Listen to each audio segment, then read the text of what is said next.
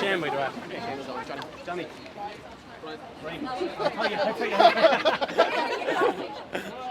Ready to rock? So lads, what has you out? 3 o'clock, show's kicking off at 6:30. What has you out here this early? Wrestling! Everyone! Shut the fuck up!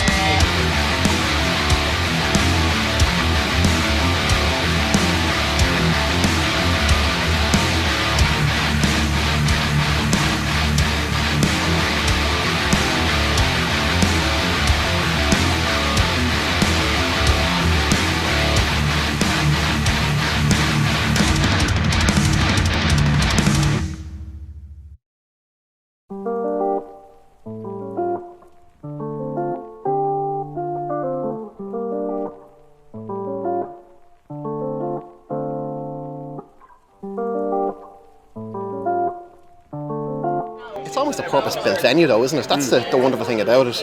You kind of go in, there's a spot for the ring, there's decent spots to sit down, and you can generally, like, unless you're standing behind some fellow 6'5", you generally get a great view.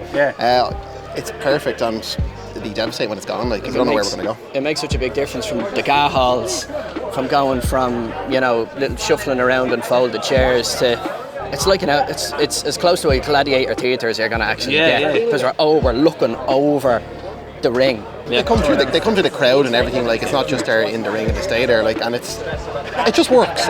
You can't really put your finger on it, but the venue just works, and I don't know how that's going to translate into somewhere else. Will Ospreay said it, it's one of the few venues that's so tight but that you can still do a 450 splash. You know, there's just so, if you could build a place, you build a Tivoli, you know. It's just purpose built for wrestling. There's magic in the walls. I don't know what's going to be able to be done or where we're going to be able to go from here, but the fact that we got to be here before it got taken down is something special. That's why we sold it out tonight. July 7, 2018, Over the Top Wrestling had what was set to be their final night performance to a sold-out crowd in the Tivoli Theatre Dublin. OTT have been in operation since 2014, capturing the attention of the worldwide wrestling fanbase, a feat in which the Tivoli Theatre played a major role in accomplishing. The place isn't regarded as just a venue to the promotion, but somewhere many fans and wrestlers alike consider to be the spiritual home of the organisation. It's set to be torn down to make room for another hotel in Dublin. This poses a massive problem to the promotion, with venues in Dublin and around Ireland being sparse. They'll have nowhere to run their monthly shows. But before the place got torn down, OTT of course wanted to go out with a bang, hosting the appropriately named The Ring That Tied the Room Together, an event showcasing everything that OTT is about: world-class talents, surprises, debuts, and a connection with the audience that's unparalleled. But the question we needed answered is, does the Tivoli make OTT? Or does OTT make the Tivoli?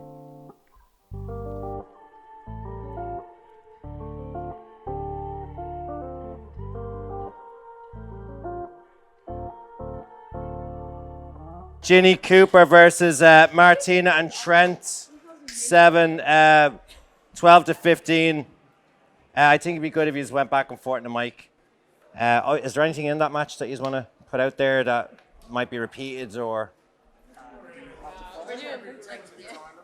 Huh? She's just going to pretend to be Tyler. Wow. No dives or anything? We are going to dive. What are you doing? Suicide? Am I not doing that? No? Suicide. You always do the suicide though. Well, I said it was flip then. You nearly died on the flip last time though. Oh. I'd be fine. Go on, do it. It's funny, I seen a video there the other day of the very first show, and the ring announcer says, "Okay, is everyone ready?" And it's kind of just all golf claps. I think a lot of people on the very first show didn't really know what to expect, you know, because there was no standard there for Irish wrestling. We all knew there was a good group of people that were very talented, but there was no actual standard in terms of shows. It's incredible to think about the journey that OTT has been on. If you think at that stage, I think they'd pre-sale something in the region of 20 people. Going in, eyes completely blind to what we thought it might become at that stage, because there had never been that kind of an Irish wrestling product before. We'd never done the over 18s thing. There'd never really been a proper Irish scene. There'd been fits and starts through kind of, a decade previously and stuff, but it had never really happened. And so this was the chance to launch it all. And I was very fortunate that as a fan, I kind of got involved pretty early on. I think the March show of 2015 was like the third or fourth show, was the first show I ever came to. I was dragged along by my kid brother. They were kind of selling the over 18s, saying, well, that's going to be cheese graters and light tubes. I have no interest in that. I don't want to see it. And then, oh, come on, go and see it. And as it happened on that card, Dave Mastiff was headlining. He was a guy I knew from TV. I went, okay, well, look, I'll roll the dice on Dave Mastiff. And within about 2 matches, I'd instantly fallen in love with what OTT was. Blown away by it, went straight up to Joe Cabray that night, grabbed him and said, I don't care what we do, I don't care how we do it, but I need to co-promote with you, I need to partner up, I need to do something, we need to make a show, we need to do something together, I'm hooked. And he just looked at me as a drunken fan, which is kind of what I was, to be fair, and said, sure kid, find us on Facebook. So I did.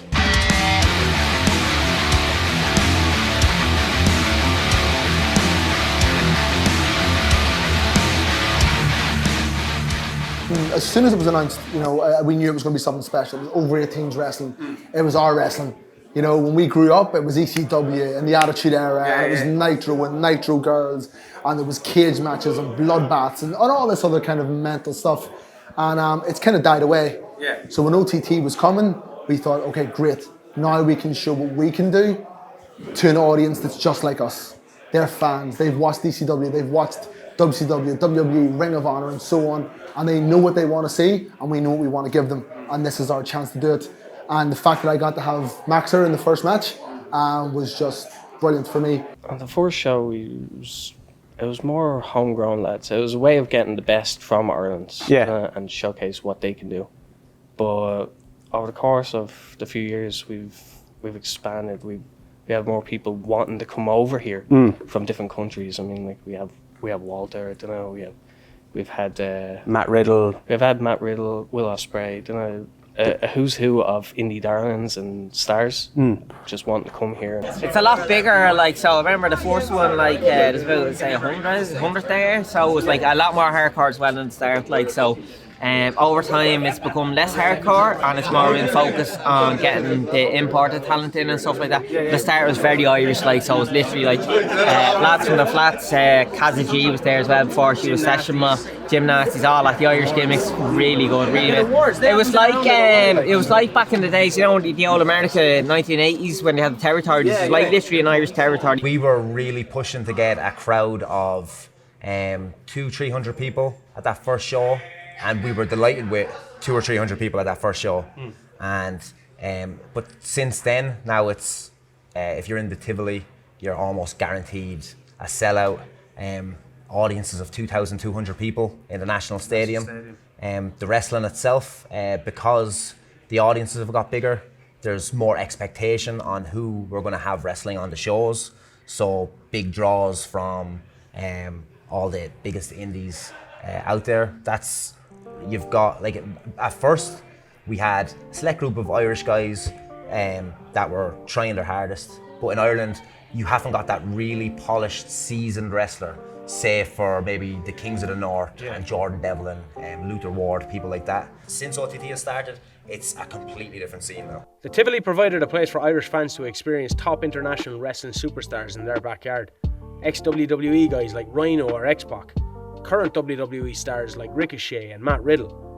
They've all graced OTT Square Circle. However, more impressively, it allowed us to experience the ascension of homegrown Irish talent to the world stage. Irish wrestling has never been more discussed by the wrestling populace than now, and one of the names on everyone's lips: Session Moth, Martina.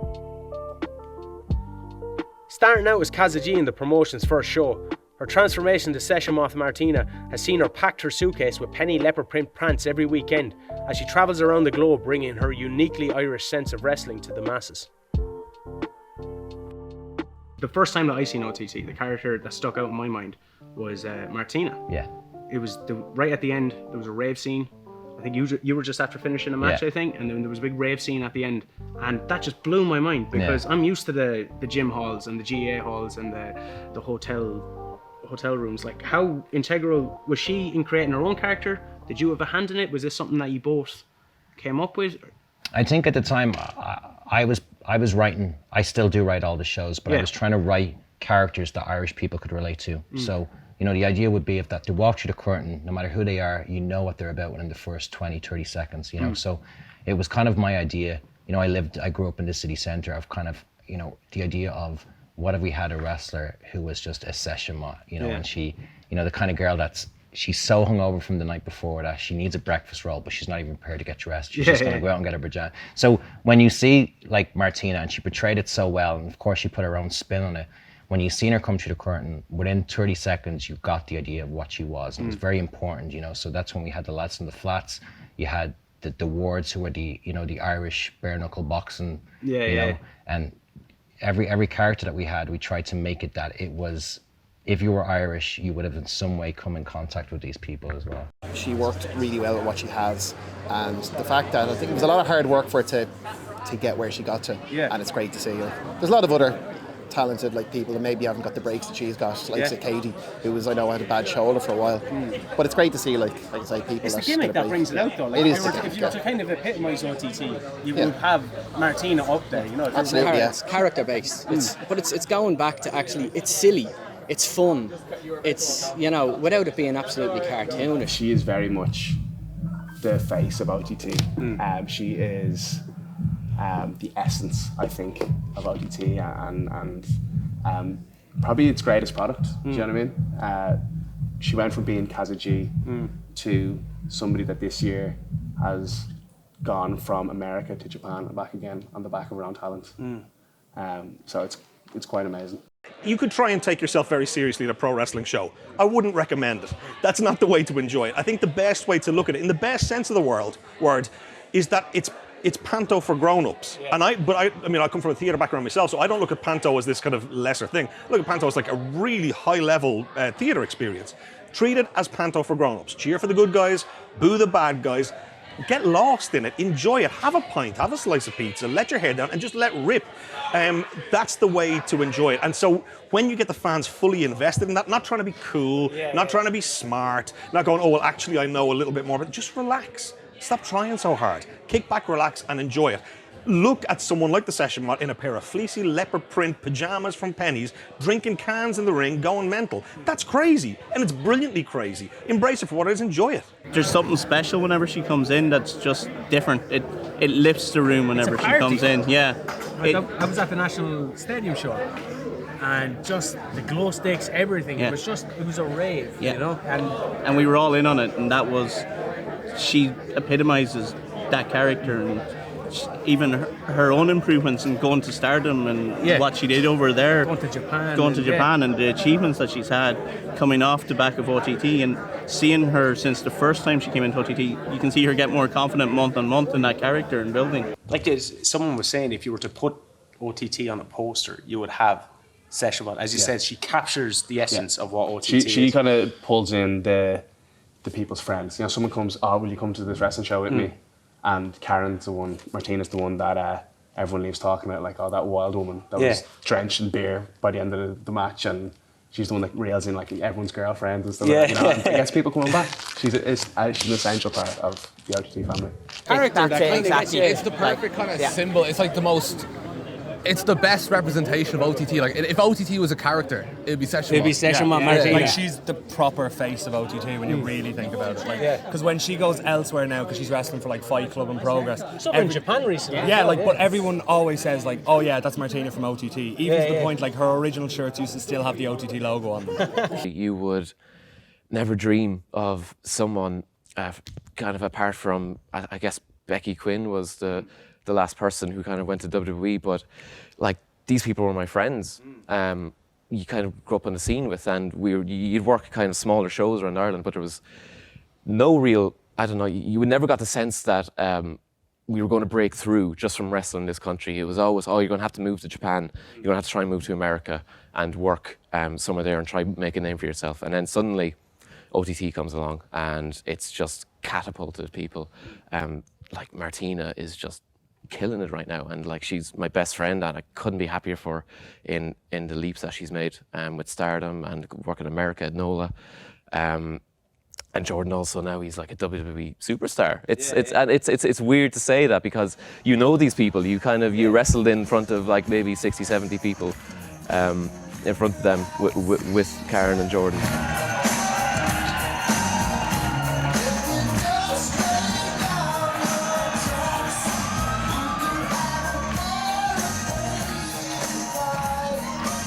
Beginning under the tutelage of WWE star Finn Balor and Irish wrestling stalwart Paul Tracy, Jordan Devlin has been around Irish wrestling from a very young age. As a fan, we've watched him grow from the first match on the card to the very first OTT heavyweight champion. His exploits in Ireland has earned him a contract with WWE NXT UK, wrestling in their inaugural UK Championship tournament. Jordan flies the flag for every Irish man and woman looking to make a living in the crazy world of professional wrestling. And for us OTT fans, he is someone we can call our own. So Jordan Devlin is in the top 100 workers in the world, okay? The fact that he has the connection with this crowd, the fact that they've been with him right the way through on the journey, the fact that he's one of our own, and the fact that he's as good as he is. I mean, he looks the part, he carries himself as a champion. Devlin is one of the best. And so having him there working at that level is only great for the rest of us. It brings the rest of us up. And also for him, because he's as elite as he is, he's working against all these other elite talents and he's learning from them all the time. Devlin, as good as he is still a sponge. He is still trying to get better every single time he walks through the curtain. He's always coming back looking for feedback. He's working with us on commentary, working with the guys on production, working on new gear. The guy never switches off. He is hungry for success. I guess he represents everything OTT is. He's Irish. He's literally top crop in the independent scene at the moment. He's absolutely blowing up in the UK, all around Europe, even with like being signed to WWE as well. He works his bollocks off, and for him, for OTT, how important he is, I think he is the stepping stone, the target where everybody we should be. He sets the bar where OTT should be at, and we kind of need to be up at that level. Haven't seen Devlin grow the last couple of years. It's been extraordinary. I don't know. I remember sitting there one night and I was sitting in my room and I was I think I was looking at some wrestling. I don't know how it came up, but I remember, and I still have the text message there. And I remember I texted him. I said, I have an idea. I want to call you the import killer. And he was a bit hesitant about it. He's like, I don't know, I'm going to travel. And when I travel, I'm an import. And I was like, no, but just for Ireland.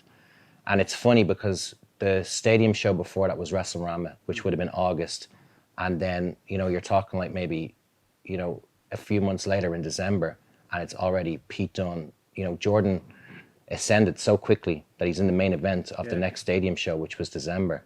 I think after the stadium show, the match that he had with Matt Cross, you could kind of see that this is a guy that is going to be one of ours that's going to go to the top, because you could understand it as well. He had every corner of his game was boxed off. He looked great.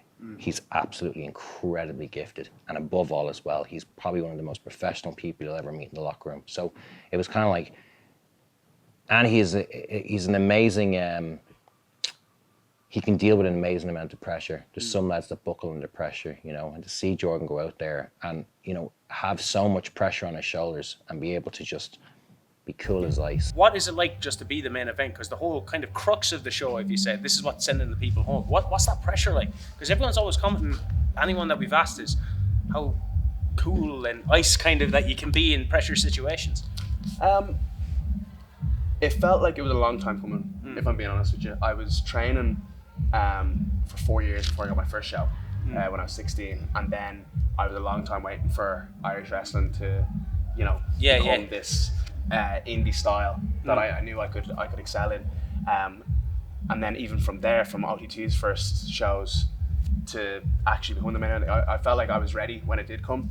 And I don't take it lightly, the responsibility of being champion and being the face of the company, and I relish in it, and I love having this title, and I love being the main event, and I love the challenge of topping everybody that's come before me that night and then every month. And someone like Club Tropicana, whose debut here was in the Tivoli tonight, they can kind of look at that and kind of, you've set the standard really. I hope so. Yeah, so do you go to these guys, because you've been in their position, would you go to them, offer them advice? So when I was coming up, obviously I had Fergal Devitt, who's now Finn Balor, obviously, and he kind of silently led, and he set the bar for all of us, and you didn't really need to ask for advice. He would just you know, you'd watch him in the ring, you'd study the way he moved, what he did, and then you'd do that. Obviously, if the guys come to me and ask for advice or ask me to watch their match and give feedback, I will. But I like to kind of, you know, silently lead the pack and try and set an example that way.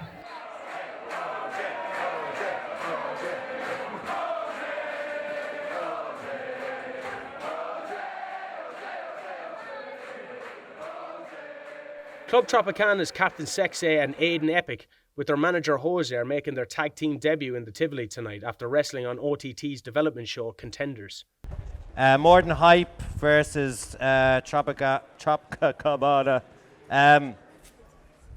Like maybe 15 to 18. I'm assuming that a lot of that's going to be entrances. Do you want to, what do you want to do for entrances? Do you want to come out separately, or? I have everyone's music G'd up.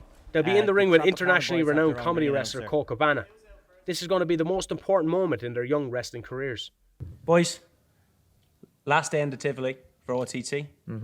First day in the Tivoli for Club Tropicana. Who would have knew? It writes itself, one of these things. Absolutely insane. Like, to be gifted this opportunity, and especially for the last show at Tivoli, somewhere we have both kind of put a hand in, working behind the scenes, doing runners.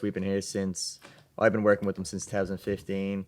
I think Dan might have been here a bit before I was, but to now actually be on the show and for the last, even could be the last possible Tivoli show ever, never mind us this year, it's an absolute honour to experience this atmosphere. We were talking to Joe earlier, and I asked him, what was it about Pete Dunne that made you want to go with Pete, right? And he mentioned the Ryan Smile, Pete Dunne at the very first match. What can someone who is having their first show here in the Tivoli, Club Tropicana, do to catch not only Joe's eyes, but the fans' eyes as well?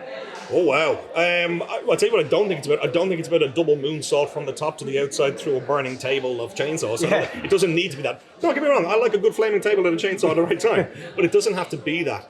I think what's really interesting for me is I went to Joe recently and I talked about some of the people that impressed me on the early shows, and guys who kind of didn't really get much of a crack after those initial shows. So what's going on there? He said, okay, you thought he was brilliant, you thought he was brilliant, and you thought he was brilliant. Who was he working against? Pete Dunne. Who was he working against? Pete Dunne. Pete Dunne was the opponent in each of those matches.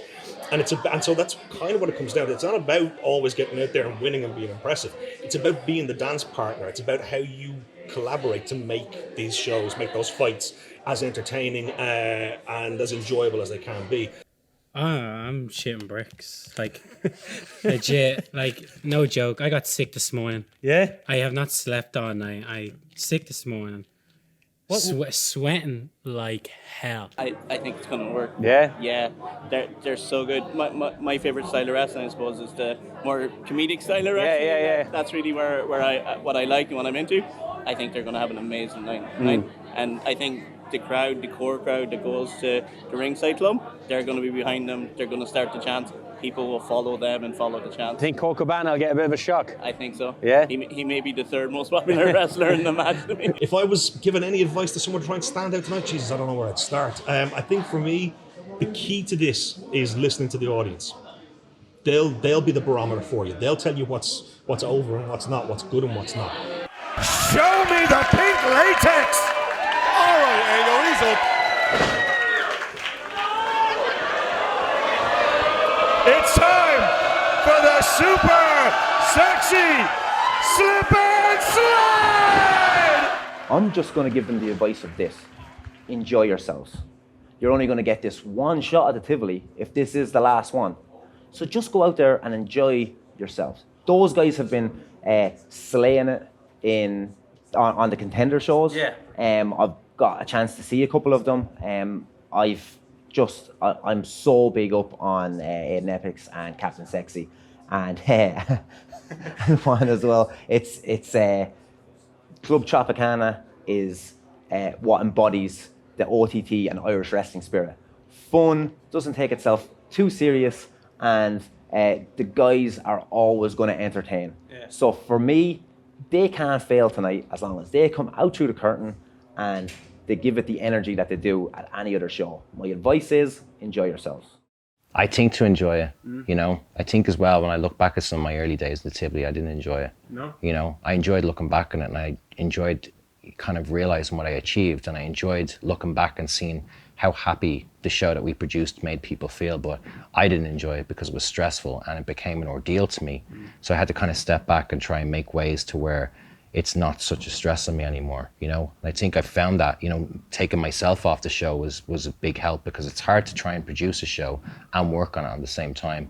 So that's the advice I'd give to the guys, is that just have fun and remember at the end of the day, if it goes wrong, it's only wrestling. That's all it is. As long as everyone's safe at the end of the day, that's the most important thing, is that everyone walks out of the Tivoli tonight in kind of like somewhat the same health that they came in. Obviously, they're going to be sore tomorrow. Some of them might have some bruises and stuff like that, but I generally have a hangover walking out, so. As if there was ever going to be any other outcome, Tropicana went out there up against 3 other top Irish talents more than hype and tore the house down. Oh, not your first time out there in front of the Tivoli. No, seasoned pro. Seasoned pro in front of the Tivoli. Lovely to be back though. How did you find it?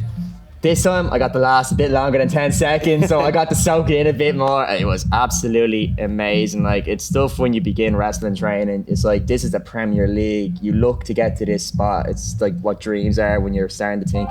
But yeah, unbelievable. Better than what I thought any ever could be. Absolutely delighted with it. You said you kind of put it together all kind of late as well. Yeah, like, because there's 6 people, it's a bit hard. You're trying to make sure everybody's looked after and everybody's kind of getting something in, no one's getting left out.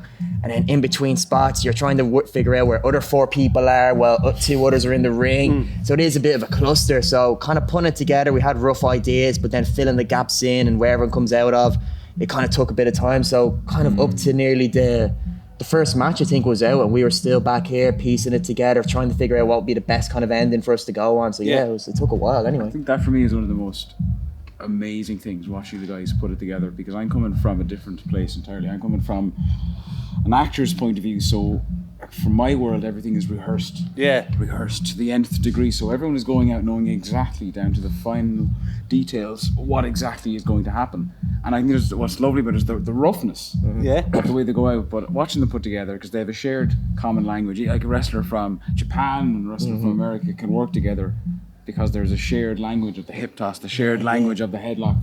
And I think that's one of the really beautiful things about it. So yeah, that's what's lovely for me, is actually just watching them put it together. I'm just like, we have a great new crop of talent that's after rising, stepping up. It's gonna be amazing to see like these people go against imports as well as our established people that are here. So it's, for me as a referee, it feels great. So we kind of pitched the idea to Joe. Joe was like, yeah, cool.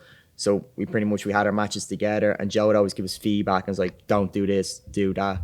And any kind of ideas we gave to him, he'd kind of say, no, that wouldn't work, this would work. And it was really beneficial, because obviously we don't have that senior kind of guy with us to kind of teach us or lead us the way. It was just kind of us on our own path. It's like, oh, let's go here and see if this works. Let's try this, see if that works. And Joe was kind of the one who kind of kept us on the kind of straight and narrow to make sure like the kind of pointers which we should be doing and stuff we shouldn't be doing. And it does really, really help. You'd be surprised. There's little stuff where keeping things as simple as possible. And the greatest tag team to come out of contenders. Captain Sexay may be in charge of Club Tropicana, but the captain of the ship known as OTT is Joe Cabret. Initially starting out as a wrestler, Joe came home from a stint in WWE to establish one of the world's leading independent wrestling promotions. Go away, you sausage! A regular on the OTT shows under the moniker Luther Ward, leading a stable of young Irish lads Paddy Ward and Rocky Mack. It was clear Joe had his finger on the pulse of what Irish people related to.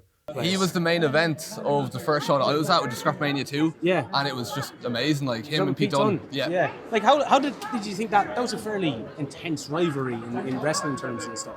How did you feel that kind of helped OTT? I never thought I'd see him tap out, and then the Spiegel tent, it was just like, what the fuck just happened? It was like Joe tapping out, like Luther Ward tapping out. It was like, what the fuck? Like, now he's taking a bit of a back seat. Yeah. Like, so would you miss the Wards? You know, Rocky Mack, They were literally like just the most Irish thing ever, coming out with hurls. It's like, you know, when the Americans like, man, they came out with giant wooden fucking spoons, man. It's like, no, they're hurls, like, you know, it's a sport, you hit people with it. It was one of those things as well, though, for a while, kind of like the Wards were gone, and then some of the other Irish characters were kind of gone. And then we got a lot of the English lads like Pete Dunne, who was here from the beginning, and we considered them our own. So like, it'd be cool to see the Wards back, obviously. Yeah. Like, I was talking to Joe about kind of your ascension. So like the first time that I came across you in OTT was against Flash Morgan Webster. Okay. Yeah. Obviously, you went on to other things with Flash as well there recently. Yes. Slightly bigger. Yeah, slightly. But like just the ascension of yourself through the ranks. How much has Joe kind of helped you with that in terms of characters or writing? Because you put in the work in training, obviously. Joe has been a massive asset to my career, and he's let me just go out there and express myself. And I wanted to do the social elite thing. I want to try my hand at being a bad guy, and he let me do that. And then I think very organically, the fans kind of turned me back. Yeah. And they wouldn't accept me as a bad guy anymore. And again, he didn't fight that. He didn't try and shoehorn me. He just said, wrestler, you want to wrestle, have the match you want to have. And from that came the import killer. And he just went out of his way to bring the absolute best talent from around the world to face me. And as a result of that, I got better. Yeah, it's beneficial for him to be backstage. But at the end of the day, it comes down to him. If he wants to wrestle, so be it. And I'm happy for him either way. It's evident everyone has a huge respect for what Joe has accomplished with OTT, but it was time to get an insight into how he operates. WrestleCon must have been stressful, because I seen it on Twitter. You took out a pretty big loan. Man, I don't even know what I put on Twitter, but I took out a 20 grand loan from my mom, and that's like 20 grand to my mom is it's not something that fall down the sofa, Exactly, 20 grand to my mom is like a lot of money. And you always have the fear as well, walking into the Tivoli and they go, sorry Joe, last night the place was flooded, so you're gonna have to cancel the show, and I still lose all that money. But the one thing my mom said is, she said, if you believe in it, I believe in you. She says, even I know if it goes wrong, she says, I know I'll get my money back, she says, and I would never go through my life knowing that I lost. I would have obviously paid it back, but to see my family as well kind of helped me. But I knew deep down I had faith in what I was doing, because I make sure everything I do is kind of fairly calculated. There's no kind of reckless. I would not be risking 20 grand because I would say, well, how great would it be? I had to risk that 20 grand, knowing as well that I have money as well to continue on the shows, or else there's no point. You go for something stressful like that to Ted. Yeah. That was my second OTT show. I brought up people with me because they're not wrestling fans or anything like that, and it was the perfect thing to bring someone to. That concept itself, was that obviously yourself, or? Yeah, it was just, man, it's so strange. I can look back on the shows and all the VOD, and I can kind of tell where I was in my life when I was writing all these shows. Yeah. I remember we did a show with Humperdinck and the Monster Factory, and we had like Tiny Iron as, and we had like a little Oompa Loompa come out to be his tag team partner. I just remember where I was when I was kind of writing all these wacky lines. And I remember writing the entire storyline of that match to where, Father Damo comes out and helps the lads in the flat to get out.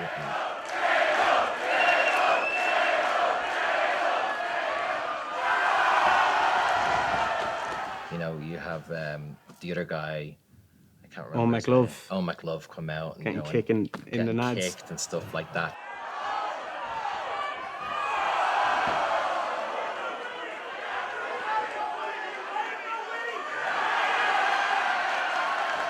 I remember I placed that all out, and to stand there and just see everybody pull it off to exactly how it should have been was just magic. And now we have the VOD to always kind of look back.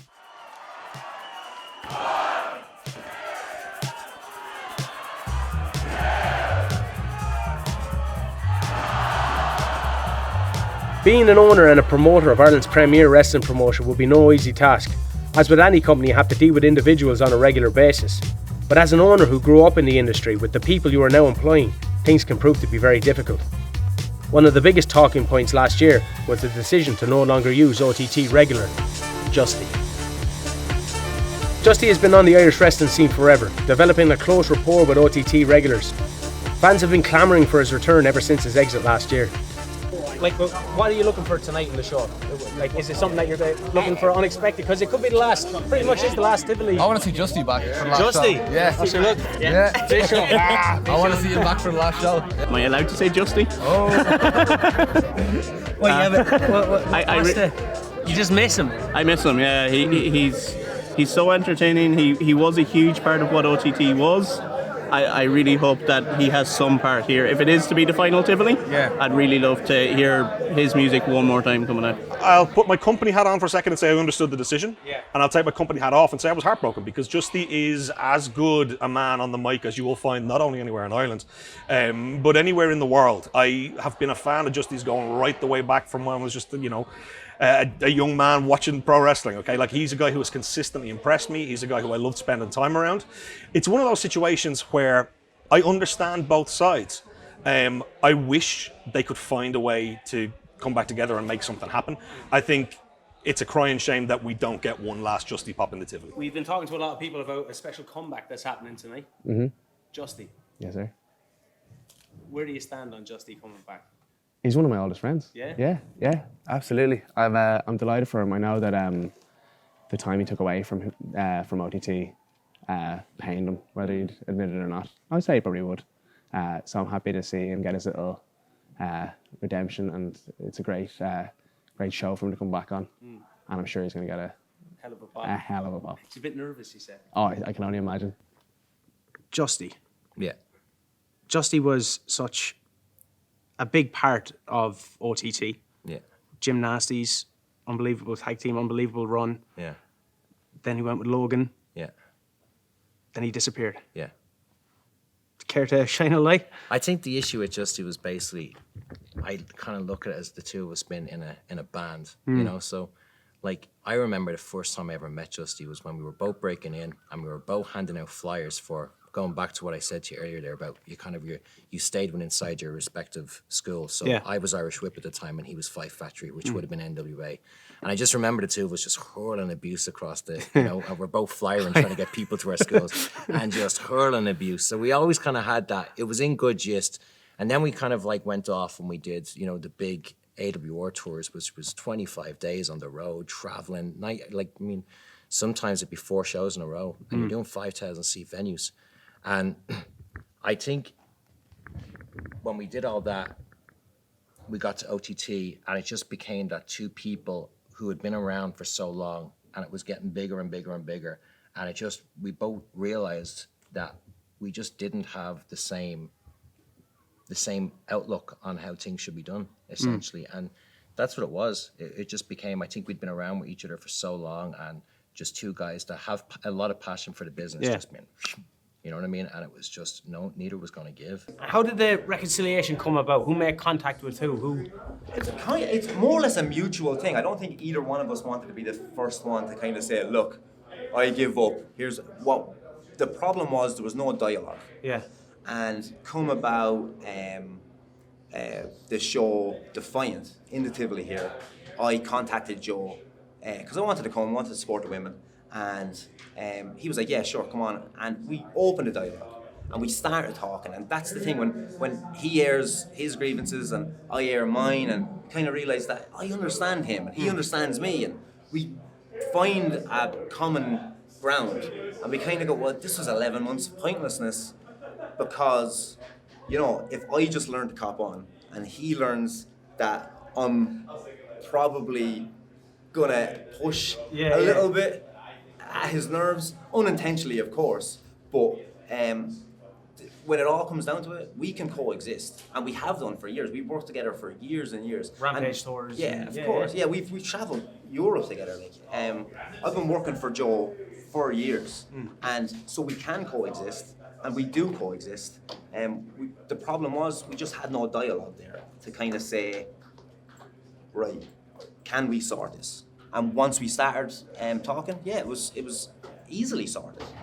Because we both want the same things. We want OTT to succeed. We want Irish wrestling to succeed. We want these younger guys coming up to have people that they're able to look to and ask questions to and be able to answer. And I think I can be one of those guys that can help younger people come up. It's a lot on Joe's plate if he has to talk to all of these guys. So he needs more senior people in the locker room. And it just so happens that I've been around long enough that I'm considered a senior person in the locker room. And time heals. Yeah. So tonight he's back. Yeah. How did that go? Who made the first contact? If you made it, is it something that he's doing outside that you were like, this can help? No, I think, at the same point, I think there's a respect for each other. And like I always, my hashtag is kind of like only the best, and I believe I only want the best in OTT, and it's be ignorant for me to not, you know, put Justy in that bracket of, if you take me the list of, say, who's the top 10 Irish wrestlers in Ireland, to not have Justy in that list is probably like a little bit, you know, does it disservice. Yeah, you know what I mean? So I think it was time, and I think as well, you know, there was heat between us when we did separate, you know what I mean? And I think the heat after a while went away, and it was two men that were able to sit down and just try and hatch things out. You haven't been in the Tivoli for the past 11 months. Yeah, like how we were talking to Joe about it earlier. How did you feel when that came about? It's like having something, like your baby ripped away from you. So if you can imagine that the Tivoli is my favourite place to be, OTT is my favourite place to work, and then that disappears, then what I've got left is an emptiness that I've got to try and fill. So I'm going working elsewhere, and I've worked with I'm still working with some great companies, and in some great venues, but nothing is quite like the Tivoli. So to get to come back here for what might be the last, and what is probably my last Tivoli, I'm just really grateful to be able to get that one buzz. They say wrestling is like a drug, where you're always chasing that high. But I don't think in Ireland you get higher than the Tivoli. So I've been chasing that for 11 months now, and I've finally got my hands on it, and I'm gonna stick it straight to my veins. How do you think they're going to react? I don't know. I don't know. And that's the thing. I don't know if the time is coming past. You know, I don't know if the time to, you know, have Justy back was maybe 4 or 5 months ago. I don't know. I think... You think he's nervous? I don't know. I can assume he is. Yeah. You know? I mean, right now, I don't want him to go underneath the ring for most of the show, but I think that might be the plan. I would say he's a bit, you'd have to be nervous. I mean, I remember when I was wrestling in the Tivoli, you know, it's quite a daunting place. You know, everyone's kind of on top of you, the roof is low. It's a very kind of intimidating place. So. I'm shitting myself. And I think that it's only a good thing that I am so worried about this, because if the excitement about this wasn't there, the excitement about being in the Tivoli, the excitement about maybe ruining it and messing up, or the excitement of just being part of this, if that wasn't there, then this is all for nothing. Because then you're just clocking in and clocking out, and it's that nervousness and that kind of fear that will this work. If that doesn't drive you on and motivate you to make sure it does fucking work, then if it's not there, then just give up, just quit. Let someone else who's enthusiastic about wrestling come in. I'm at this 15 years, going on 16 years, and I'm still as enthusiastic as the first time. Maybe even more now, because the scene is so big now, and the creativity that we are allowed, and the kind of stuff that we do now is so out there, and it's just on another level from what was there before. So I think as each year goes on, I get a little bit more excited about wrestling. The absolute snake. You snake, Sammy! Give the snake you what snake! he needs, what he deserves. Time to cut the head off this snake!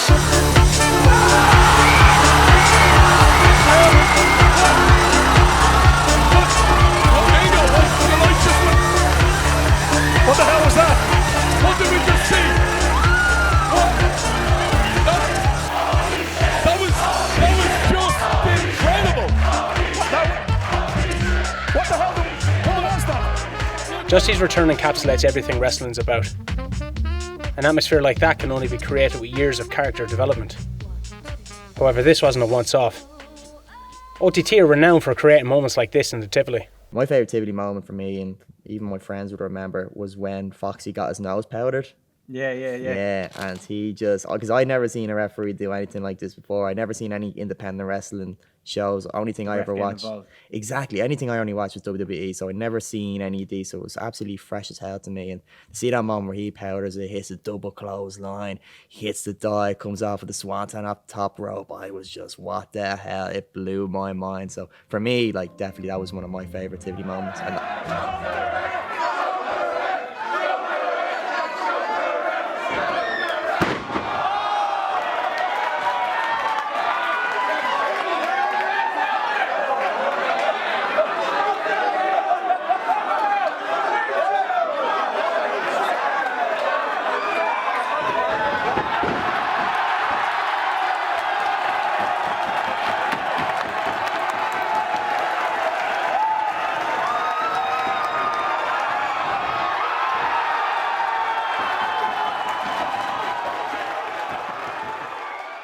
like you get involved in it as well. Like you get bags of stuff thrown up into your face.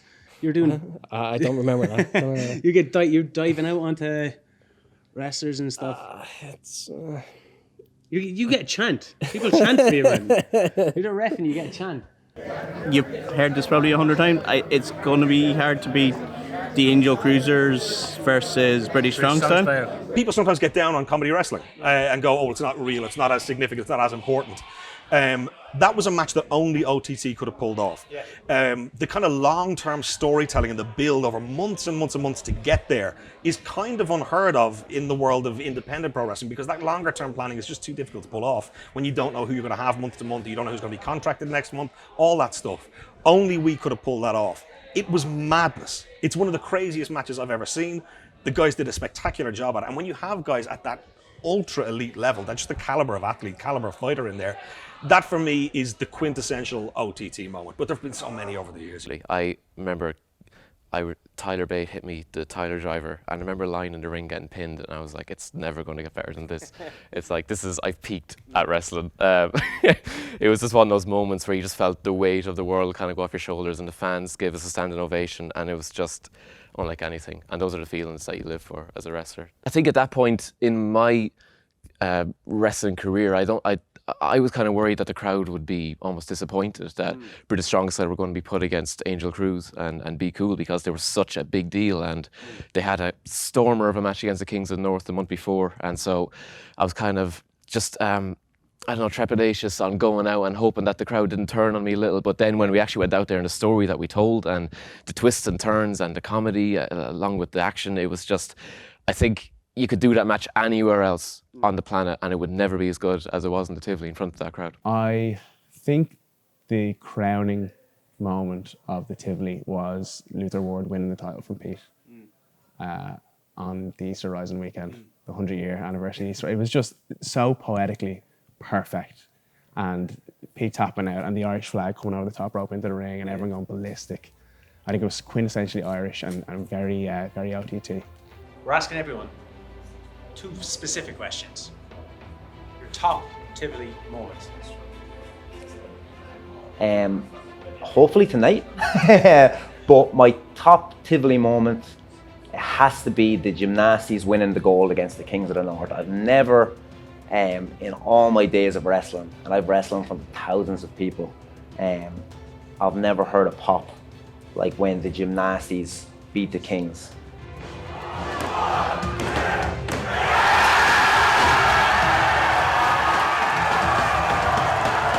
It was a culmination of a lot of work that we put in, a lot of matches, a lot of build, storylines, just kept pushing and pushing and pushing to really get the audience to embrace the gymnasties and really emotionally invest in the story that we were going with. And right down to the guys that were helping us out with the big nets, the guys that were doing camera, people just feeding ideas and like information and just help to us. It all came together as like this group effort, not just 6 guys, the Kings and the Nasties, or not just 4 guys, the guys who were actually wrestling the match. And it wasn't just the guy who booked it, it was everybody. It was like our perfect little team made this. We created, we forced the crowd to invest in us emotionally. And that pop to this day still shakes me in the chest. Yeah. Like I still, when I see that footage, it shakes me in my chest. It really does. There's so many, but I think it was probably like, I'm a massive fan of Katie, Harvey and Martina. Yeah. And there was the one night where it was they had like a match where they were partners. Yeah. And they had like a little truce at the end and it looked like Katie was kind of like, yeah, I'll dance with you and I'll party. And then she just cracked her with a can across the face. And it's sure like that rivalry as well for the first women's title. You know what I mean? What was that? Were you at the WrestleCon event? Yeah. What was that like when Martina was kind of finally crowned as the woman of OTT, you know? It was just that kind of validation where it was like, great, we have a women's champion that we can be proud of. Yeah. And then from there on went to Katie, and then we had that like brilliant run where she was like the feminist icon and she was dodging Martina at every hand's turn. So like it was really cool to kind of see like this is our girl and our other girl. Like we had our two, and then now we have people coming up like Valkyrie and Debbie and all the others. So like it's pretty cool. I have a big soft spot for Riddle and Speedball. Sticks out in my mind. It's just an incredibly good match. And I remember thinking at the time as well, this is real inside baseball stuff, but I remember thinking just how safe the match was as well. None of them took mad, stupid risks. It just looks so vicious, though. Exactly. But their striking was just wonderful. They told a great story, and both of them could walk afterwards. Both of them were in good. You know what I mean? I just thought you don't always have to take crazy risks. You just tell the story, make it believable, make the kicks really, lay them in. Yeah, I totally agree. So I don't know that. Yeah, for some reason that stands out. But Jesus, there's so many memories. Finn Balor showing up out of nowhere. Yeah, that was mad. Yeah, I can imagine. Yeah, I gave away. I was sick at home. I gave away my ticket. I was like, I'll come up to the next one. No, miss Finn Balor.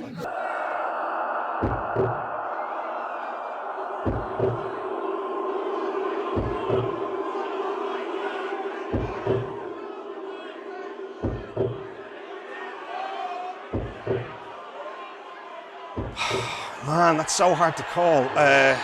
We didn't know Balor was going to show up, and I trained with Fergal back in the day when I was fresh out of drama school. I did a few months with Fergal and Paul training. So we didn't know he was going to be here. That was a legit pop from me. That was a pretty special moment.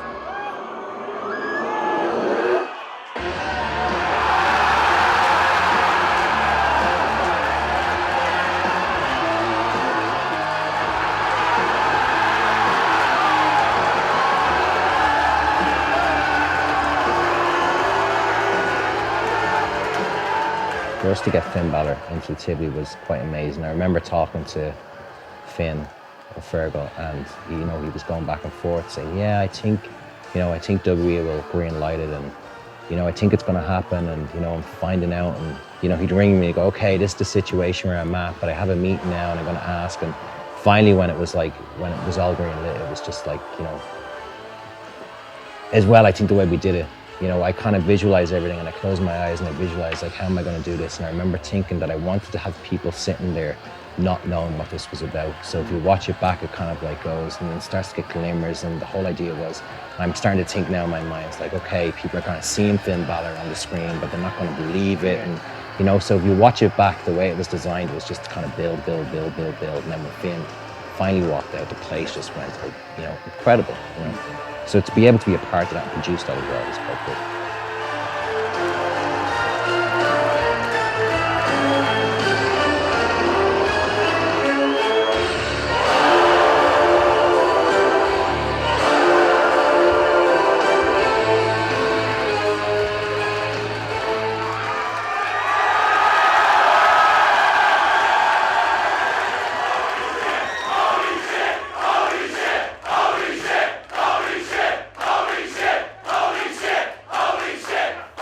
For a company so deeply ingrained into the fabric of the home they created for themselves in Francis Street, it's hard to imagine what's going to happen to OTT when the Tivoli gets demolished. You have the workers, you have the fans, and then you have the Tivoli, and they all combine to create something special. When you take the Tivoli away, I know that the National Stadium show was like the Tivoli on steroids. Yeah. But when you take the Tivoli away on a consistent basis, how do you think that's going to work?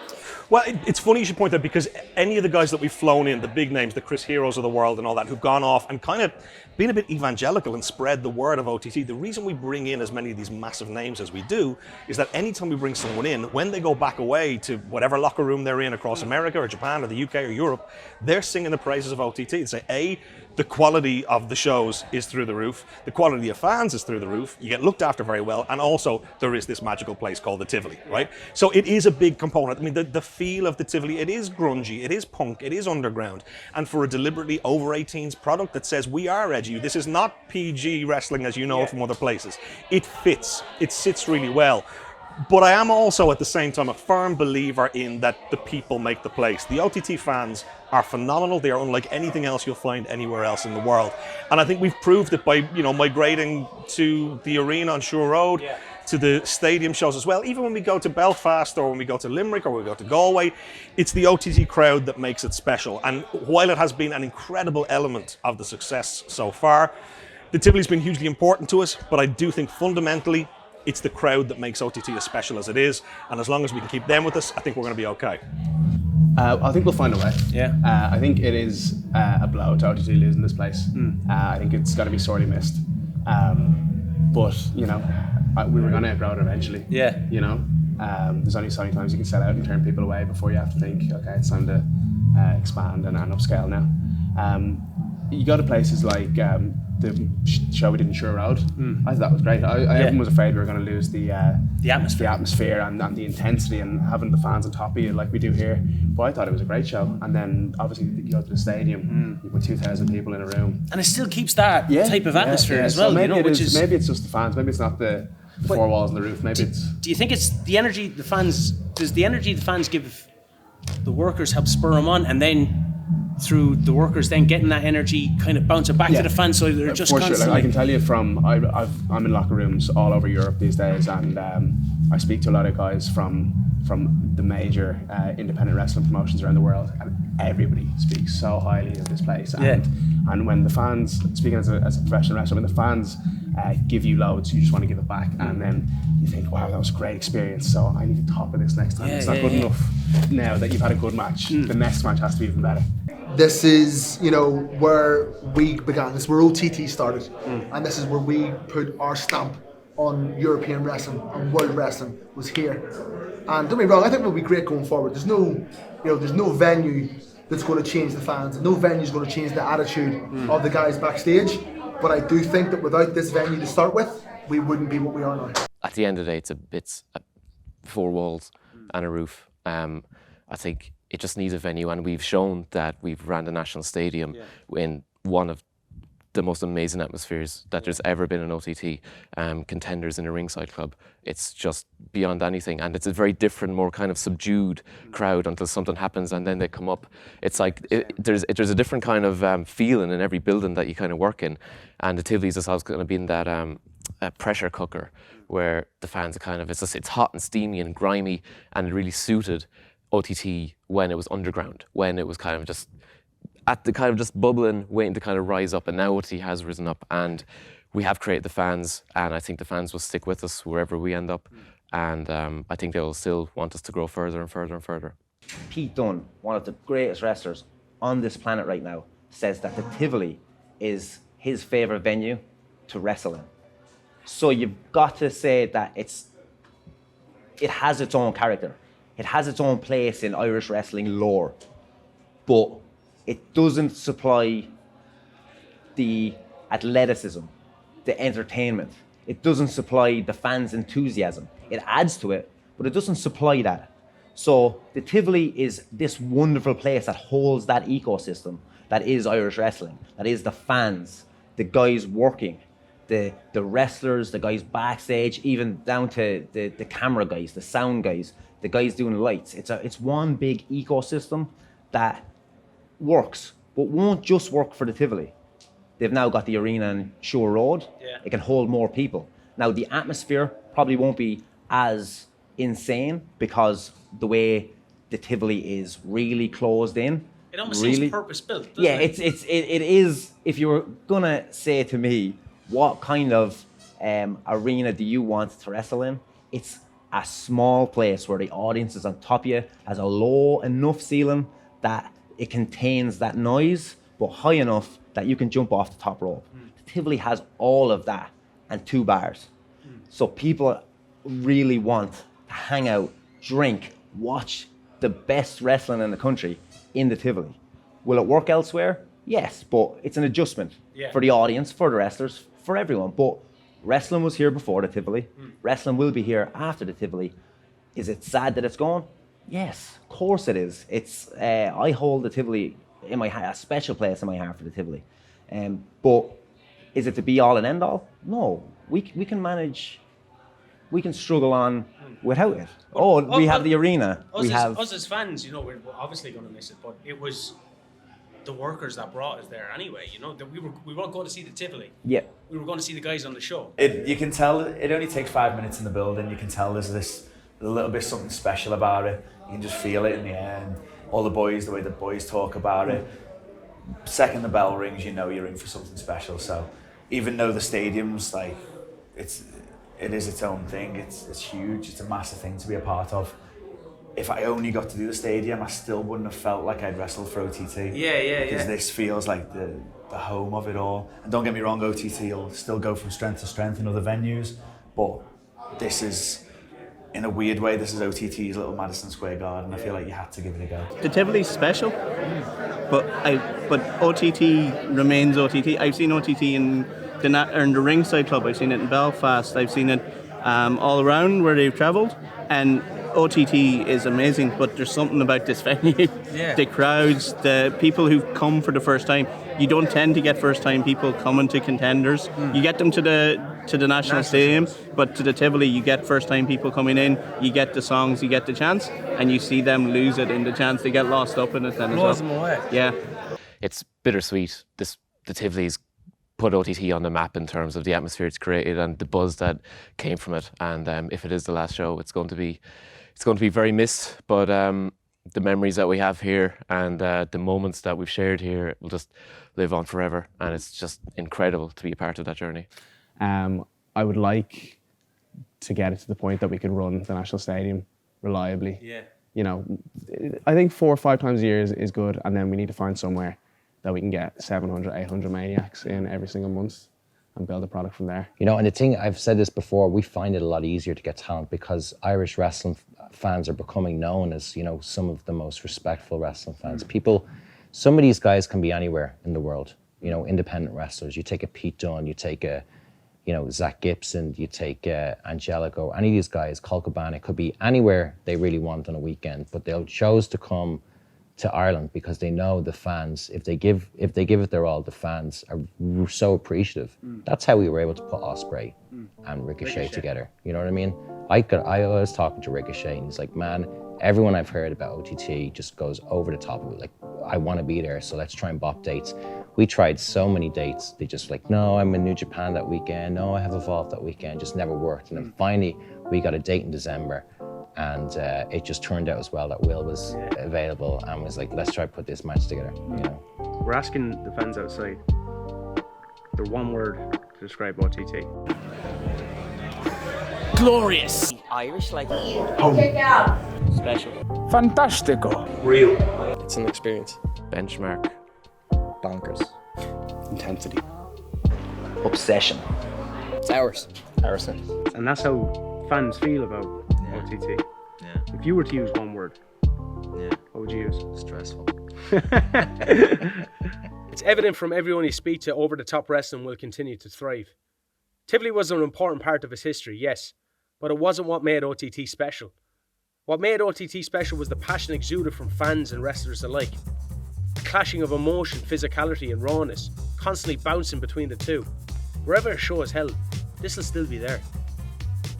So as we close the door behind us as we leave, we can do so confidently, knowing that we will be brought together again by wrestling!